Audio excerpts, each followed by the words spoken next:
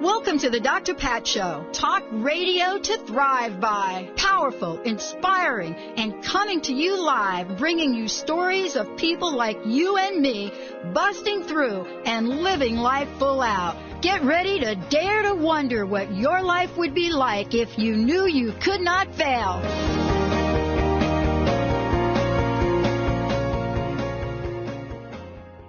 Well, hey, everyone. Welcome. It's so great to have all of you tuning us in and turning us on. It's amazing that we get to have these conversations each and every day. Now, you know, what I love about this is that I don't know what it is about the patterns of life, but that's why, you know, I've got, you know, fabulous guests joining us here today. But what it is about the patterns of life that, you know, it seems like whatever the time is that we go through, let's just call them things in life, the right people seem to show up that have conversations to provide us with solutions. And that's really what today's shows are about. You know, what have we learned, or what are we learning about the world we live in, the effect that it has on us, the behavioral patterns that we form in life, the stress that seems to grab hold of us. And despite the many, many ways that we are bombarded every day for a pill, potion, or lotion to take care of what ails us, we're still in search of ourselves. Today, I am thrilled. I just love this. I love this. I get to talk about the Transcendent Mind. And, you know, it's something that if you're somebody like me, you never thought in a million years that you'd be talking about the Transcendent Mind. Remember, I'm Patty from the Bronx, the home of hip-hop and rap music, right? So for me to be sitting here today saying, oh, wait a minute, we're going to be talking about something that can change your life, which it actually will. It is really an honor. And this is, you know, the missing piece in emotional well-being. So important. Sunita Pattani is joining me here today because this is the book that she has written. You know, somebody that has been touched by in life a calling that says, wait a minute, we can explore and look at the link between the phenomenon of science and spirituality, and look at things that people have touched upon and are talking about in the world today. Because if you want to go back a couple of decades, if you just really could do that for a moment with me, the whole conversation about emotion and emotional healing was literally non-existing in the mainstream. And today, thanks to, you know, the work, Sunita and others, the Transcendent Mind is not something that perhaps 1/100th of 100% of the population is really thinking about. It's now a conversation where, as a psychotherapist and author, somebody that has been able to see a wide range of our clients come through, has really hit the mark by saying, wait a minute, there is a link between the mind, body, spirit, and emotional healing. We're going to hear her story today and much more. Sunita, great to have you on the show. Welcome to the show. Thanks so much, Pat. Great to be here, actually. So thank you very much. You know, let's start with a conversation about connecting the dots for you personally. You know, I think that I am always in awe of people that are out in the world, you know, just like you are, helping countless people and have discovered something that is so vastly related to the world we live in. What is it about your journey, your upbringing, your childhood? What is it about that has helped shape and cultivate the message that you're bringing in the world today? I think, first of all, Pat, you know, I've always had I've always been quite an inquisitive child, actually. I was quite an inquisitive child. So, you know, always asking questions like, you know, what is God? And because I've been brought up within the Sikh faith. So we have a belief in a one God. But I remember asking my elders what God was, and nobody could really give me a definitive answer that felt right. And I mean, this is at a very young age. I think probably 4 or 5 years old, I remember. And sort of, I grew up asking these questions. And really what happened, I think when I hit my early 20s, mid-20s, I actually got a really bad eating disorder, which kind of really made me look inside, so to speak. So I went and studied psychotherapy because originally I was actually a teacher. So I stopped that and I went and studied psychotherapy, and I started seeing clients. And actually what happened was, and this is really where I think the journey for me started in terms of the Transcendent Mind. So I was seeing quite a few clients, and what I was finding was that some of the traditional techniques that I'd been trained in were working, but some of the time they weren't working with clients, and I wanted to know why. So my first question would always be, well, is it me? Because I'm a new psychotherapist, maybe I'm doing something wrong. And then I'd realized that these guys they've been to previous therapists. So I thought, okay, maybe not. My second question was, well, is it you? Do you really want to be here? Do you really want to change? And yes, the vast majority of them did. And so I was a little bit baffled at what is it? What is this missing piece? What am I not understanding about how to help a person move forward? And at about that time, somebody recommended that I read A Course in Miracles, followed by the Hindu scripture, the Bhagavad Gita.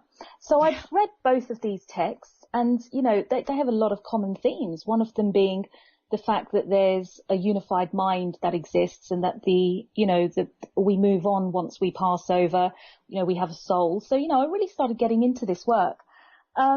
And so my next question, because I was quite logical, was, well, where's the evidence? If we do have a soul, where can I find some tangible evidence?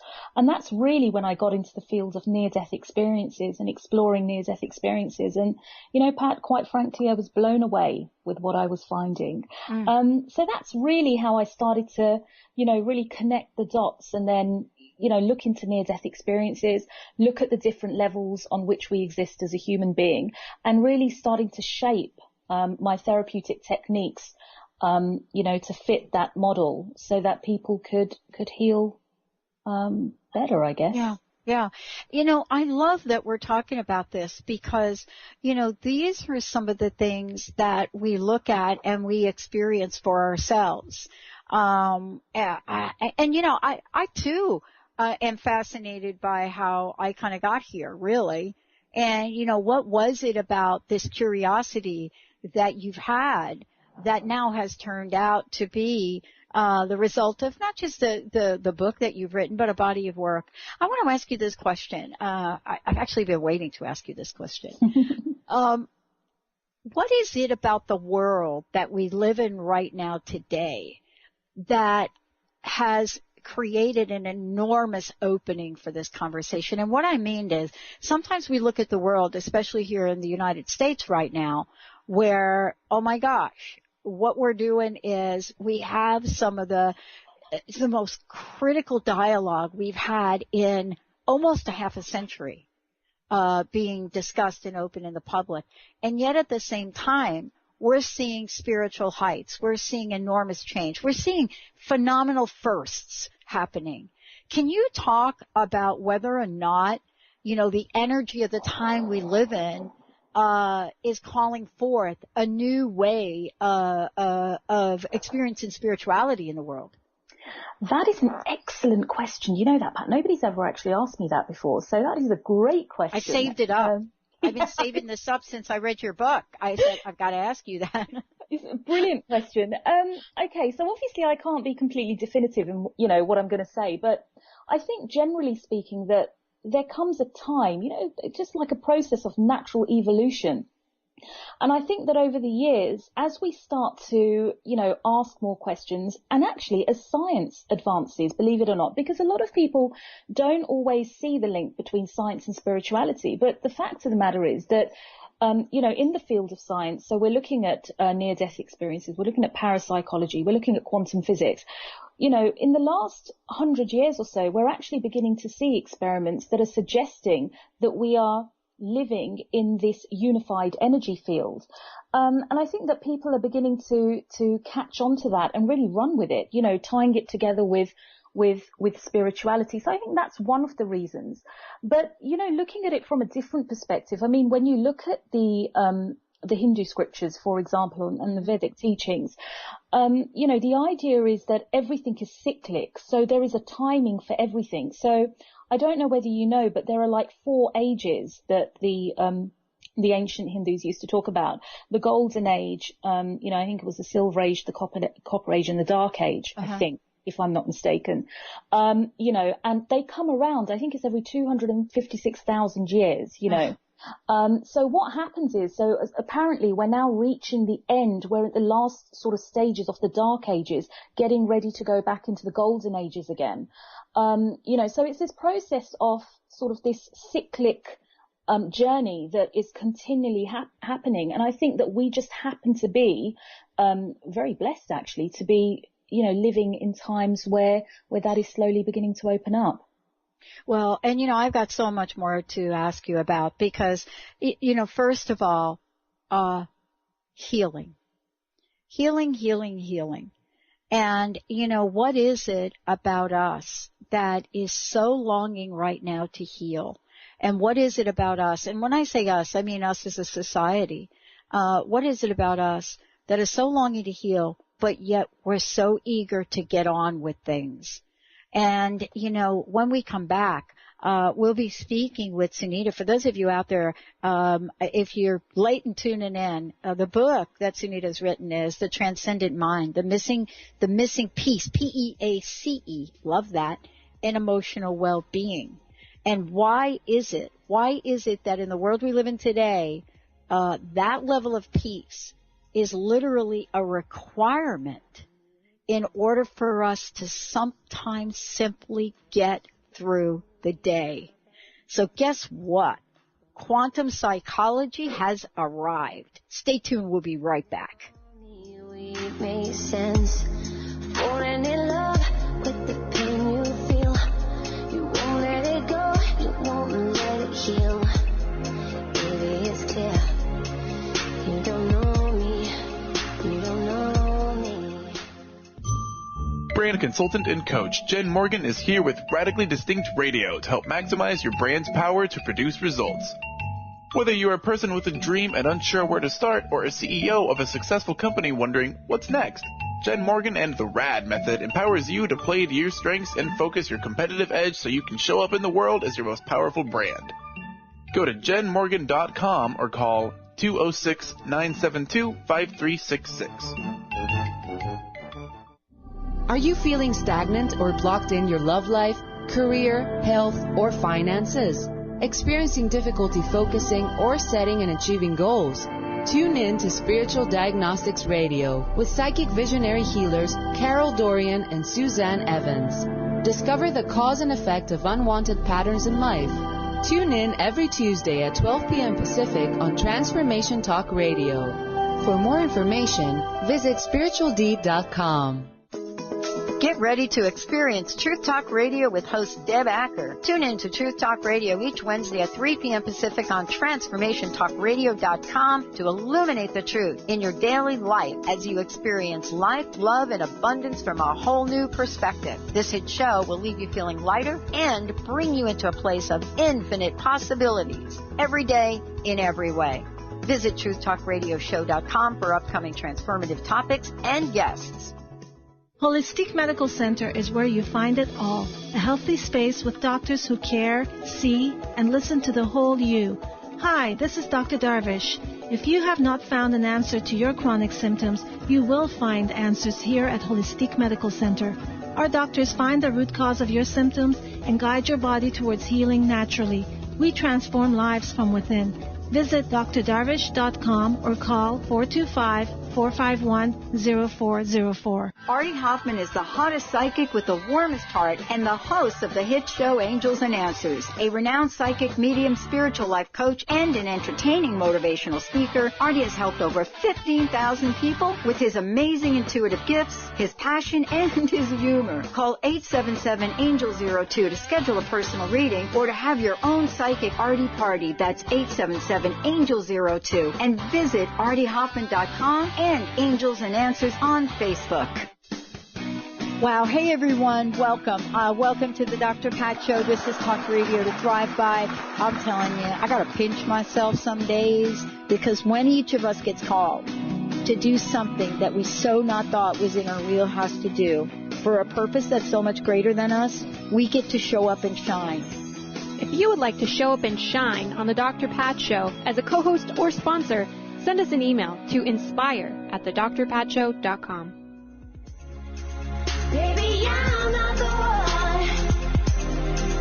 I can show you the love that you show to me. When it isn't enough, I will make it believe. You know I'm not the one. Wow, everyone. Welcome back. What great music. Thank you for that. Hey, everybody out there. It is just wonderful to be able to have a conversation with Sunita Pattani. And, you know, the reason that it's really wonderful to be able to have this conversation is because and we're going to touch upon this today, is sometimes we live our lives and we're really, really great at getting out in the world and being that human doing. That's what we do. We get up in the morning and right away we've got our doing mind, our doing brain, and then our doing body that hops along and kind of follows that, trying to keep up. And, you know, what I love about this is we get to talk about what it is that we are in this ever ongoing journey to close the gap between this doing and this being. And the book that Sunita has put together, The Transcendent Mind, is really an invitation for all of us to first of all understand what we're going to talk about here, these dichotomies, but also to look at why we even believe there is a gap. And I think, Sunita, before we jump into this, and especially I want to talk about this idea of intention and allowing that you discuss in the book, how can people get a copy of the book and how can they find out more about you? Yeah, so you can get a copy of the book on Amazon, from Amazon. And if you're wanting to find out a little bit more about me and what I do, I have a website, which is www.sunita, that's S-U-N-I-T-A, Pattani, P-A-T-T-A-N-I.com. And you'll find some interesting information on there. So, yeah. Of course, interesting information as well as our conversation today, which is a must. We are in a world right now where some people believe, and I'd love for you to talk about this, some people believe that we're closing the gap. Other people believe that the gap between doing and being, and this is me and my very simple perspective about this. I just want to say, I don't really think it's that simple, but maybe it is. You're going to enlighten me today, Sunita, right? But this idea, this gap that we have between doing and being, and yet we want to set intentions that literally are going to turn into manifestations, and when they don't, we are besides ourselves. So I'm hoping you're going to be able to enlighten all of us here today, because I know you do in the book. Okay. So I think really, you know, Pat, the first thing that I would say that, you know, we would need to address is actually what is the transcendent mind? So before we actually look at, you know, intention and allowing, doing and being, it's really about asking the question, well, what is the transcendent mind actually? So the best analogy that I can actually, you know, think of to describe the transcendent mind is if you imagine the ocean being the transcendent mind. And if I take a droplet of that ocean, and if I take it out and put it in my hand, the droplet is still the ocean. It has all the same qualities, all the same properties. But at the same time as being the ocean, it is also separate from the ocean. So, and that's really how I like to look at us humans, that, you know, we are all part of this transcendent mind. So on one level, we're actually deeply connected to everything else. We are part of that oneness. And this is really why exploring studies in quantum physics, parapsychology, and near-death experiences are so important because they really sort of, highlight how everything kind of pulls together. But on another level, we're also very individualized as well. So we're also having a separate experience. We have our own thoughts, have our own feelings. So that's the first thing. The first thing is that we are all, in essence, a transcendent mind. We are both connected and individual at the same time. Okay. So when we now move on to have a look at the difference between doing and being and closing the gap, well, it's funny, isn't it? Because as individuals, we often think that we are center of the universe almost, which we are in one way. But we, when we go to set intentions and we go to really have a look at, the manifestation, and you'll be aware, right, Pat, the book, The Secret, which came out, I think it was 2006. Yeah. And, a lot of people have been like, okay, well, I've been setting these intentions and, they're not working or it's not coming to fruition. Right. And I think it's really about taking that one step further and recognizing that, yes, we do have our own individual intentions, but there is also, in my opinion, a greater plan. It's not just all about me and my intentions. So I think it's really about understanding how to fit into the flow of life, how to become one with the transcendent mind from a conscious perspective. Am I making sense? Absolutely making sense. And what's so important about this is when we're in that, let's call it flow. I actually studied with a theorist who created an entire construct around flow. When we're in it, it's as if it's indescribable, Sunita. Do you know what I mean? Yeah, absolutely. When we hit it and we're in it, it's like, wow. And then we try to figure out how to be in it again. And our mind gets going. Like, okay, maybe I should do this. Maybe I should do that. I don't think that we're talking about a new, let's call it battle between the ego and whatever else is going on. Yeah. Do you think the ego in it, now we're going to talk about psychology for a minute. Do you think the ego gets too much press? Yes and no. That's yes my ego asking that question, right? Yeah, yes and no. I love it. So yes, I think in a way, and no also. And I think the ego sometimes gets a lot of bad press, if I'm honest. Yes. That you've got to get rid of your ego, or you've got to, move past that point to you. And what we've got to recognize, and you're right, from a psychological perspective, Pat, what we've got to recognize is that the ego is absolutely essential, because it is that part of us that is programmed. It is that part of us that actually allows us to function on a daily basis without us having to think about our every move. Little things like brushing your teeth or putting your clothes on. It's programmed stuff that, we've been able to program thanks to the ego. And I think, so I don't actually think the ego is inherently bad or that we need to get rid of it. I just think we need to become aware of the role that the ego is playing in our life, and master it as opposed to allowing it master us. So it really is finding that delicate balance between, well, here is my intention. Here is where I'm coming from the ego. This is where I'm using my conscious faculty. And it's about literally stopping, surrendering, and just understanding that if this is supposed to happen, if my intention is supposed to take place, it will. I've got to put the relevant work in. And then I just step back, detach from the outcome. And, if it's meant to come about, it will. So I think we've got to really put the ego into perspective, really. Mm-hmm. Yeah. Here we are, and I love that you were sharing to me about, your next direction, where you're going, what you're going to study, and I think that's super cool. I mean, I have to tell you that I never thought in this lifetime, that first of all, that I'd be sitting here talking with you. That's almost totally surreal for me. And that we're actually having a conversation which is going to help people. That's second.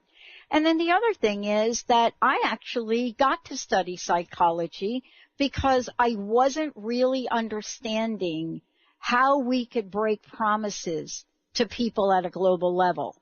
And off I went. But here's the question I want to ask you. I never did take that PhD. and go study traditional psychology. And there's a really good people ask me this all the time, and I'm hoping you're going to be able to help, that I could take what you say in an audio and send it to all the people that ask me. Because I've never had a good reason. I've never had a cognitive or a thinking or a mental way to say, this is why I didn't do it. What is it about traditional psychology or psychotherapy, first of all, that is not only not even close to healing emotional wounds, but we teach in psychology that it can? And I want you to hold on to that question for when we come back from break. Sure. What is it about, traditional psychotherapy that even if you go back to Carl Jung was saying, wait, hold everything. I think it's spirituality. But yet, in my degree, when I went back to school, even in my degree, I was not allowed to study spirituality. Times have changed. And guess what? Sunita Pattani is going to take us on a journey of how it's changed and why it absolutely needed to change and still does. Stay tuned. We'll be right back. Give me what you don't know. Go ahead, take me all out. Are you and your family looking for one manageable lifestyle change that will positively impact your health? Look no further. That change begins inside your drinking glass. Learn how to put a lid on junk drinking by sipping from a recipe collection of colorful, fresh, tasty, wholesome fruit and vegetable blends. Get your copy now of Sip the Garden. Fun, easy drinks for a healthier family by T. Carey Mitchell. Visit lifestyle120.com for information on how to order. Transformation Talk Radio is dedicated to the education and awareness of Lyme disease. Hey, everybody. Welcome back to Lyme Talk Radio. I'm Dr. Pat, joined here by Dr. Nusheen Darvish. Dr. Pat Basili and Dr. Nusheen Darvish will be bringing the most innovative, groundbreaking information, research, treatment innovations, and stories from those it affects every day. I'm so excited to be talking about this. We have so much to share. Dr. Darvish and I are planning to do is connect the dots. People suffering with all sorts of chronic diseases, it's time. It is time for them to transform. Tune into Lyme Talk Radio and help keep our mission strong. For the loyal listeners out there that have been listening to this incredible show on Lyme disease, we are not going to let you down. We're going to come through stronger and enrich the platform for Lyme disease awareness through Lyme Talk Radio. The message will continue, the conversations will become stronger, and the healing epic.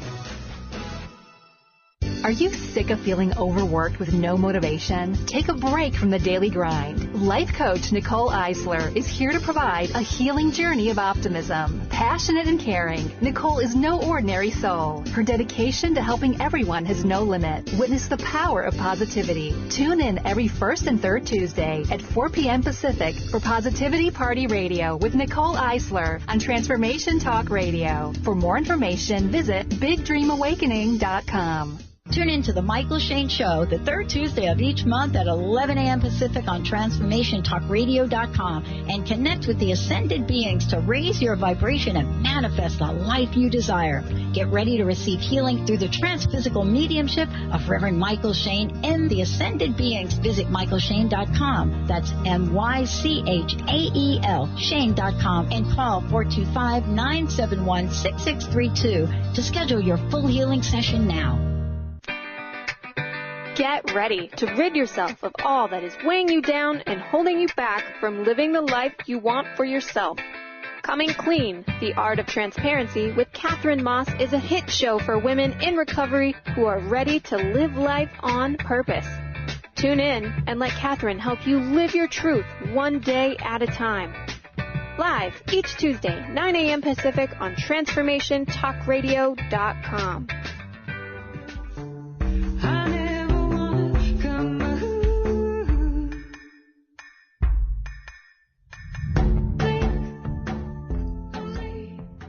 Wow. I think Sunita and I are just going to sit back now and listen to the music.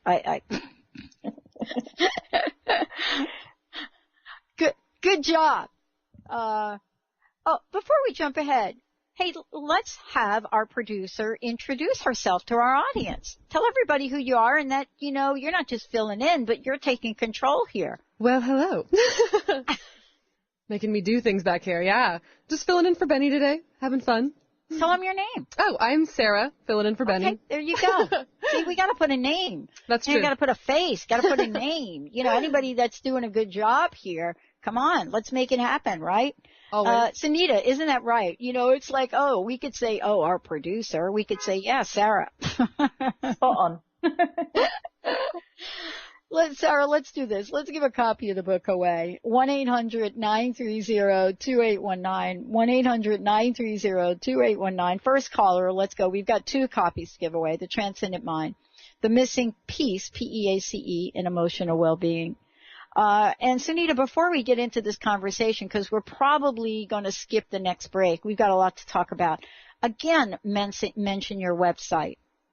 Yeah, sure. It's www.sunita, that's S-U-N-I-T-A, Pattani, P-A-T-T-A-N-I.com. Awesome.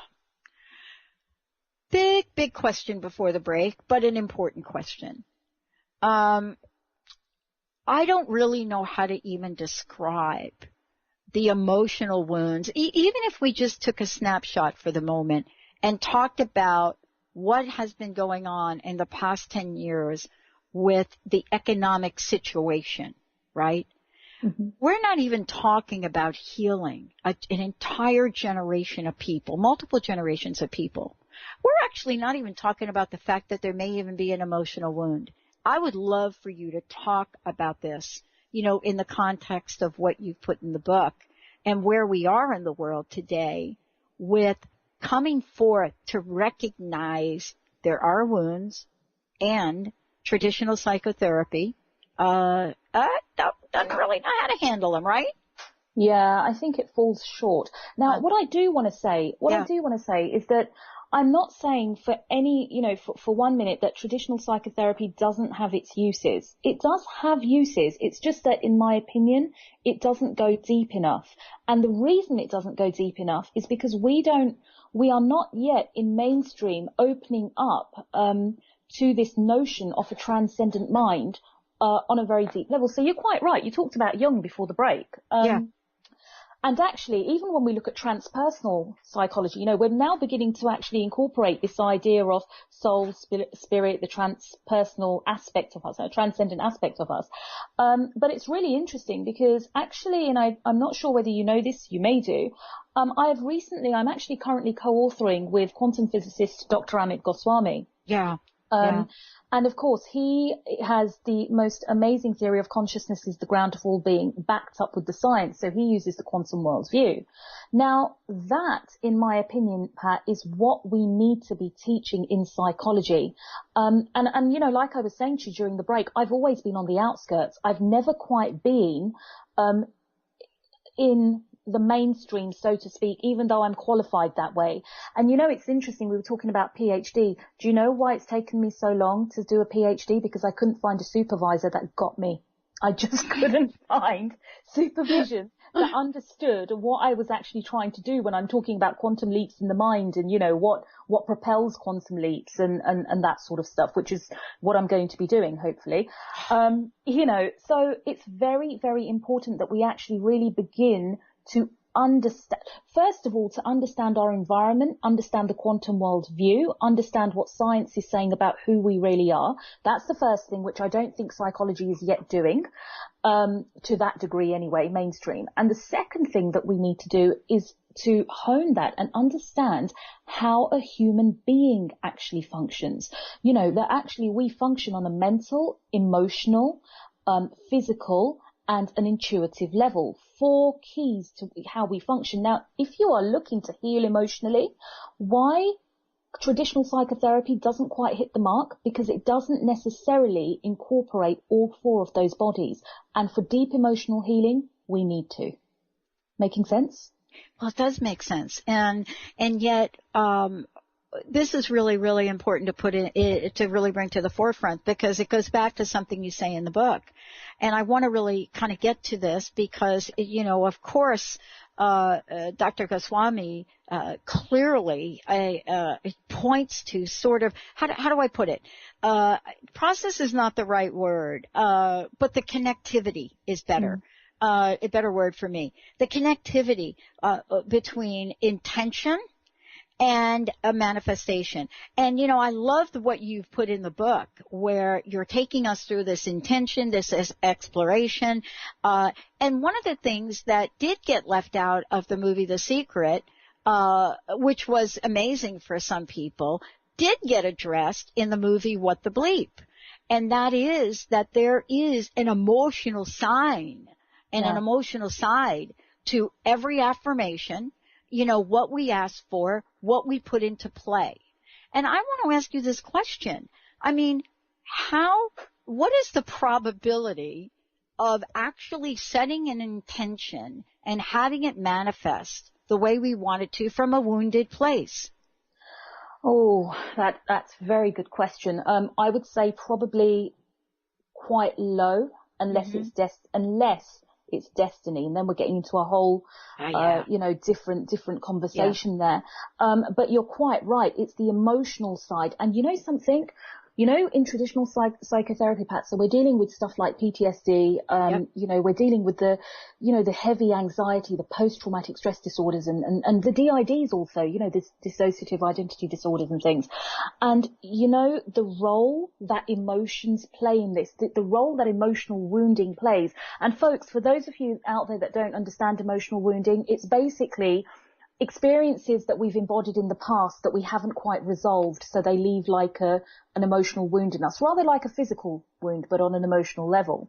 It's a discord, it's a disharmony within your energy field. So, excuse me, in order to actually move past that, in order to actually really address the emotional body, you can't do that through talk therapy. It will take you years, because talk therapy releases it bit by bit. Meditation also, again, I always think that meditation is a fail-safe way of, making progress. However, in my personal opinion and my experience with clients, I think that meditation also can take longer. For me, I do use a lot of meditation, but what I actually really prefer to use is a lot of energy psychology. So a lot of emotional freedom technique or tapping work, a lot of matrix re-imprinting, really addressing what is happening to us on an emotional, on a vital level to first of all correct our energetic balance, which I think is vital. And you can only use these techniques when you start to understand the concept of energy, and to understand that you've got to go deeper. So I think this is where psychotherapy is lacking in the mainstream. I couldn't agree with you more. I mean, I'm the kind of person that, I'm very fortunate. I have a colleague and a friend, Dr. Dan Cohen, and he has taken his neuroscience background and his spirituality background, and he has literally created, let's just call it a chair. And the chair operates through vibration and sound and layered music. And I have to tell you, when he sent me this lounge chair, it's a chair, and the science behind it, I was really skeptical. And he said to me, Pat, just try it. And I thought, well, let me try it. So get in the chair, and I will tell you that I can't even remember anything in the first 10 minutes that I got to experience this. There's nothing that I could remember. It was like time stopped. When it was done, something changed. Now, it took that for me, but that's not the only experience. I want to ask you this question. In the book, you're referring to something that I think is really the word of this is the word of our decade. I really believe this is going to be the word as we move forward, and it's called authenticity. You talk about authenticity in the book, and I have to tell you, out of everything I've read in the book, this is a word I thought I did not expect this to be in the book. I didn't expect it to have anything to do with what you're talking about, and there it was. And you say so clearly, express your authenticity. Now, for me, that 10-minute experience in the chair and everything after there cleared out a whole lot of stuff. But I don't know that authenticity can show up without the healing. And I'd love for you to talk to this. I think, yeah, absolutely. And I think authenticity is a really interesting word, which is why I've talked about it in the book. Because actually, I think the truth, to a certain degree, Pat, is this, that it could be argued in one respect that we are actually being authentic all the time according to where our belief system is. You know, so does that make sense? So it's not so much that, you know, get to your authenticity, but rather that, well, actually, if your belief system is dictating in such a way, you are actually being authentic according to your belief system at that time. But the authenticity that I talk about is the authenticity that you're actually talking about, which is when you actually begin to clear some of the wounding away, when you begin to make peace with some of the stuff that's happened, you know, with you or to you, if that's how you feel, you know, you begin to really connect with the individual part of yourself. It's as if we all have a blueprint. You know, nobody on this planet is absolutely the same. We all have like our divine blueprint. We have a signature blueprint, so to speak. You know, we have different likes, different dislikes. We have different inherent talents, you know, and quite often we're not even aware of what these talents are. Like how you were telling me how you got the radio show started. I mean, that is just divine intervention, isn't it? You do it by accident. You know, I got into psychotherapy by accident. I was supposed to be a teacher, you know, so I think that the more that you clear away, the more you really connect with yourself. And, you know, it's interesting, Pat, because authenticity works on every level. I mean, we could look at authenticity with nutrition. And there's a lot of, you know, talk in mainstream, in the world generally about what you should eat and what you shouldn't eat. Right. And my take on that is completely different. It's completely the opposite. My take is, well, I don't really think that you know what I need in my body. Only I know that, you know. So if I really begin to tune into what I need, and that, guess what, that might actually be carbohydrate. You know, if that's what I need to function, then that's what I need to do. So authenticity works on every levels. Who are you, and what do you need to do in order to fulfill your own authenticity and to be who you really are? And that's how, you know, I do a lot of work with eating disorders, binge eating disorder, for example. That's the philosophy that I use. You've got to learn to become authentic in your body, in your thinking, in your expression. And it's such a beautiful journey. And, you know, and this is really kind of a point of confusion, I think, for a lot of people in looking at how to, let's just call it, learn to relax. Because that's really what, you know, part of what you're talking about in here is you're giving us like a tool, and you're saying, okay, you have to learn to relax. Now for me, Dr. Dan Cohen's chair, opened up a doorway for me. It's almost as if I needed to get a giant B12 shot of meditation in a way that I've really, really struggled to do, to really open the door to understand what it feels like. I didn't have a frame. But here you say learn to relax. Folks don't get that we can actually learn to relax. I would love for you to talk about that. Yeah, I mean, well, I think that, you know, there are two ways. The first way that I would say, learning to relax is just learning to actually just really connect with the present moment. What can you see? What you can hear? What can you feel? You know, really connecting to your five physical senses and just letting stuff go. But if you're actually talking about a mechanism, so a really good mechanism to use would be, you know, very, very simple process. Stop what you're doing. Just stop. In fact, you know what, Pat? Yeah. Are your listeners don't do this if you're driving, guys, but if you're not driving, you might just want to just have a go at doing this. Is that okay? Let's do it. Let's do it. Let me get myself ready here too. Okay, so please, if you're driving right now, just keep yourself super vigilant. If you're not, join in, okay?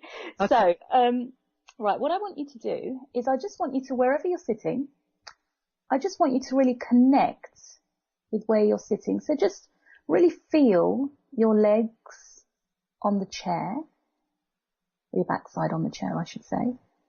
Feel the whole of your body just relaxing into the chair. Just stop. Just for the next 20 seconds, just stop.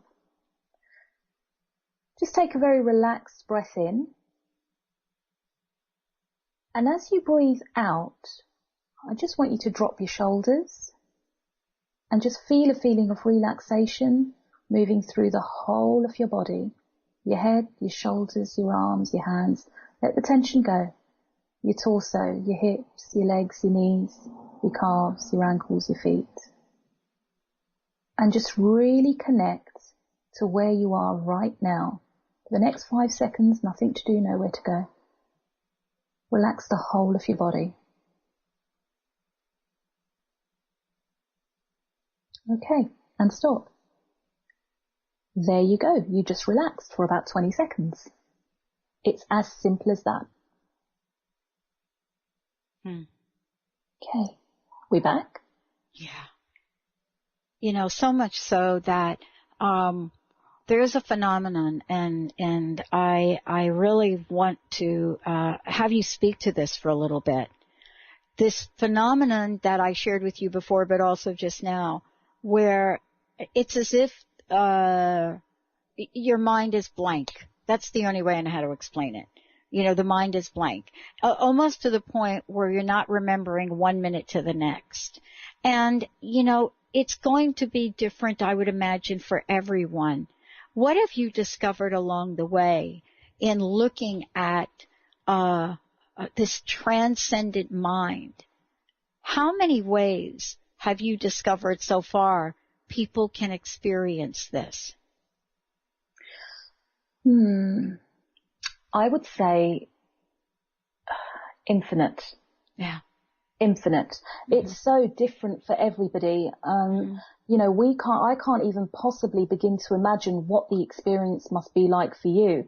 I know what it's like for me, but you know, the countless number of people that I've met, I don't even think I can put a number to it. It's that deep place. And you know, sometimes well, not sometimes, actually, most of the time, it happens when you least expect it. You'll be walking in the woods, or you'll be, you know, driving perhaps, and you'll know, you'll have, well, for me anyway, it's goosebumps. It's just that feeling of, oh my goodness, I'm connected to everything. You know, it could be like that. It could be a sense of, forgiveness. You know, it could be that when you actually really work on forgiveness and you get it, you get the purpose of forgiveness and you feel your heart opening and this connection of love. You know, it could be when you look at a painting. It could be when you watch a scene in a movie. It could be endless and countless numbers of ways that you connect with the transcendent mind. And why wouldn't it be? Because that's your nature. That's who you are. And you're infinite. So the ways that you will experience that will also be infinite. This hour has just flown by, and I wanted to at least talk with you about how you end the book. And, you know, in where you're writing about in closing. And I just love what you've written here. You know, most people don't get to the end of the book and think, oh, okay, this is going to be, you know, your traditional ending. And I would like to just share a little bit with our listeners. You know, here's what you say. You say change is necessary. The time to take responsibility for our own awakening has come. We can no longer continue to live our lives ignorant of the consequences that our actions bring. We need to question who we are, and we need to recognize the power that each of us holds to make a difference. And you also go on and say more about that, but also you talk about the fact that it asks us, or we are asked, the evidence asks us to consider the existence of a transcendent mind. Change, one of the most frequently used words in our dictionary, is also one of the most triggering words that people hear, right? And you're inviting us to really change our perspective about it. And I'd love for you to talk for a little bit about why it's really time now, to really embrace change differently than we've done before. I think let's start off with first of all, a mass consciousness perspective on this, Pat, because, you know, whether it's that the media is reporting a lot more of the negativity that's happening, or whether it really has increased, I don't know. But what I know is that we really need to embrace change. Because if we don't, the pain is going to take us over. It is going to engulf us. And the only way that we can begin to move forward, not only for yourself, but for future generations as well, we've got to contemplate this idea of change, no matter how slow, no matter how difficult. There is support out there, guys. You know, there are people out there that are very good at holding space for other people as they move through this process of change. But change is absolutely necessary, because we, you know, look at the state of the world at the moment. Just look at it. Look at what we're going through, you know, and we all have an individual responsibility towards that, Pat, I believe.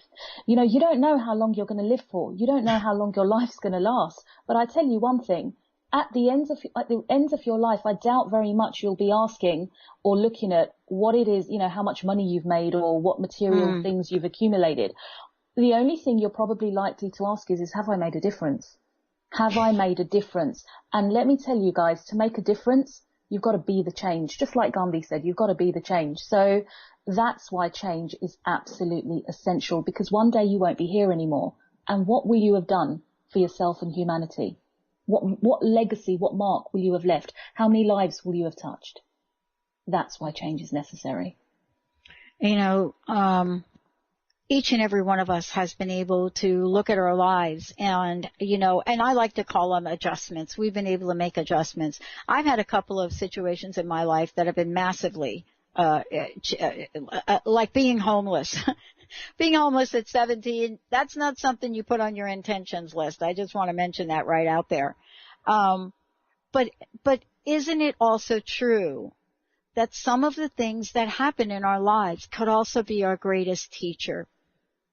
Absolutely. My eating disorder was so bad that it very nearly killed me. I remember saying to my husband that I don't know what to do about this. I think you should institutionalize me. You know, this was a while back now. But I tell you what, Pat, that eating disorder really was the opening into my inner universe. And when you are faced with your greatest pain, and I say this day in, day out to people, in one respect, it really is a blessing. It's because of the pain you're looking deeper into who you are. That is it, folks. You know, if you don't experience any pain, if you don't experience any discomfort, you're basically going to coast along life, not really having achieved anything amazing. You know, when you experience pain, and a lot of people actually find their purpose through pain as well. You know, you come through domestic violence, you come through building a business, you come through an eating disorder. All of a sudden, you've got access to these set of tools, and you can go out there and help so many people. So your pain, probably your greatest blessing. And you know what? I believe that everything in this universe is designed to move upwards, whether it's pain, whether it's pleasure. If we allow it to, and this is a point of perception, it will propel us no matter what it is that we're experiencing. And I think that's really the key. It's how you choose to look at it at the end of the day. Well, I wanted to say I am so appreciative of you. I'm so appreciative of the work that you've done. You know, I hope you'll come back. My sister died on a hospital floor at 450 pounds. Right. And so having an understanding of, you know, what we're calling eating disorders here, I think is the next massive level of healing. That's required. So thank you for all that you've done. And I have one simple question. What's your personal message? What would you like to leave us with today? Life is short. Whatever you do, guys, keep that in mind. Make a difference. Go out there and serve. Go out there and live life and eat chocolate and carbohydrate if you want. You know, that's what I would say. And also, Pat, I'd just like to say as well, I've actually set up it's a closed group on Facebook. If you find me on Facebook, Sunita Pattani, I've set up a closed group called Break the Binge, Love Your Body. It's a free group where I'm about to start a 30-day focus on there to help people to break free from binge eating or just, you know, overeating or anything like that, and really learn how to love themselves. You know, so if anybody's interested, look it up. Oh, and believe me, we will keep mentioning it to folks as well. Again, thank you so much, and I do hope you will come back. It's been a pleasure. Thank you so much. Thank you. All right, everyone, we're going to take a short break. We're not done yet. We are absolutely not done yet. We are ready to do another hour here on the Dr. Pat Show, Transformation Talk Radio. We'll be right back.